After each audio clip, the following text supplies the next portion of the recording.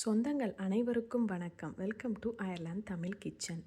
இன்றைக்கி பார்த்திங்கன்னா உங்களோட மனசும் நீங்கள் நினைக்கக்கூடியது ரொம்ப டயர்டாக இன்றைக்கி என்னால் எந்த வேலையுமே செய்ய முடியல, என்னன்னே தெரியல அப்படின்னு ஃபீல் பண்ணுறீங்களா? அப்போ இந்த பதிவு உங்களுக்கு தான். நீங்கள் என்ன செஞ்சால் சந்தோஷமாக இருப்பீங்க அப்படிங்கிறத முதல்ல தெரிஞ்சு அதை செய்யுங்க.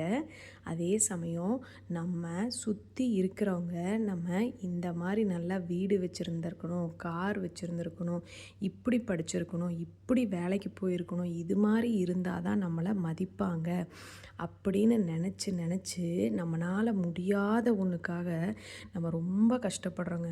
அந்த மாதிரி நம்ம கஷ்டப்படப்பட நம்மளோட உடம்பில் நம்மளோட மனசு ரொம்ப டயர்டாயிடுது. நீங்கள் உங்களுக்கு பிடிச்ச விஷயத்த யார் ஏதோ நினச்சிட்டு போகிறாங்க, அந்த விஷயத்த யாருக்கும் எந்த வகையிலும் உபத்திரம் இல்லாத ஒரு விஷயத்த நீங்கள் பொறுமையாக சந்தோஷமாக செஞ்சு பாருங்கள். நீங்கள் அந்த இடத்துல ரொம்ப ஹாப்பியாக இருப்பீங்க. அந்த நாள் பூராவும் உங்களுக்கு மன மகிழ்ச்சியும் கண்டிப்பாக கிடைக்கும். இது அனுபவித்து பார்க்கும்போது தான் இது உங்களுக்கு புரியும்.